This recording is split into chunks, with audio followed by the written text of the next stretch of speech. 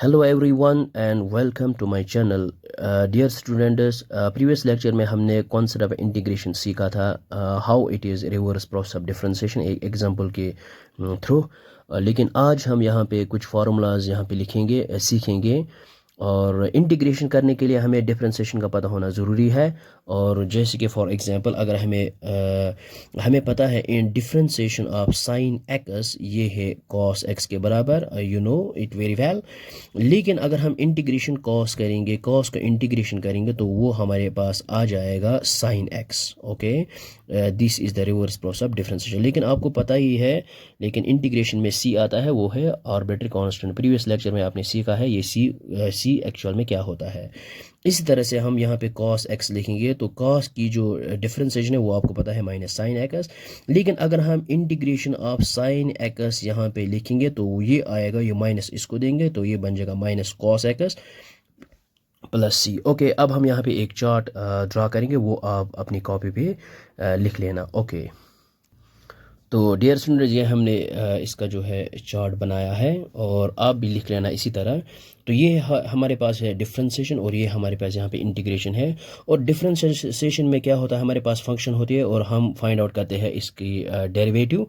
लेकिन इंटीग्रेशन में हमें डेरिवेटिव होता है और हम ढूंढते हैं फंक्शन इसकी। ओके, सो जैसे कि अगर हम यहाँ पे एग्जाम्पल लेंगे, यहाँ पे हमारे पास साइन है फंक्शन। ओके, और साइन का जो डेरिवेटिव है वो है कॉस एक्स। ओके, लेकिन इंटीग्रेशन में हमारे पास डेरिवेटिव होता है तो हमारे पास है ये integral of cos of x d x. और हमारे पास जो इसका जो ओरिजिनल फंक्शन है वो है यहाँ पे साइन एक्स और फिर आता है सी।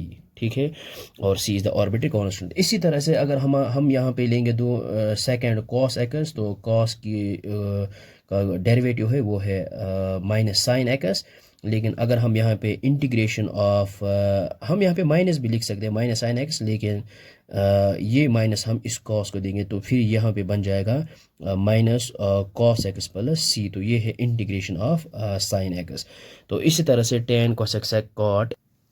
तो इसी तरह से यहाँ पे है टेन का जो डेरिवेटिव है वो है सेक्स स्क्वायर एक्स, और लेकिन integration of sec square x which is equal ये टेन एक्स और प्लस सी।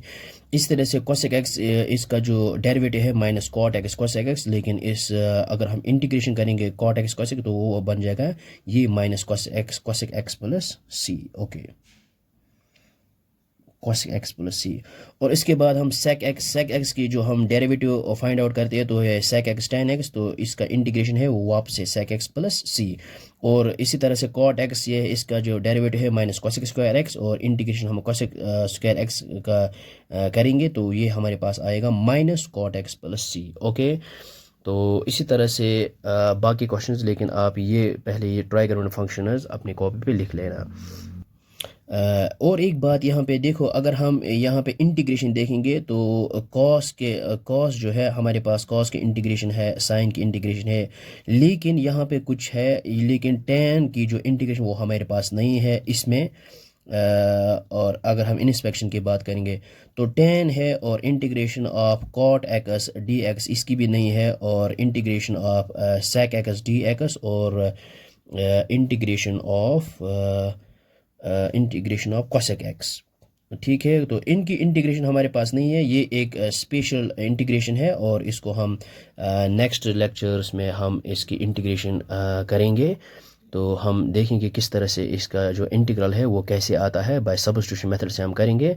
लेकिन आज यहाँ पे इतना ही आप याद रखो कि किस फंक्शन की इंटीग्रेशन क्या होती है, लेकिन इससे पहले हमें डिफरेंशिएशन का पता होना बहुत ज़रूरी है। आई होप कि आपको ये समझ में आया होगा। Thanks for watching this video.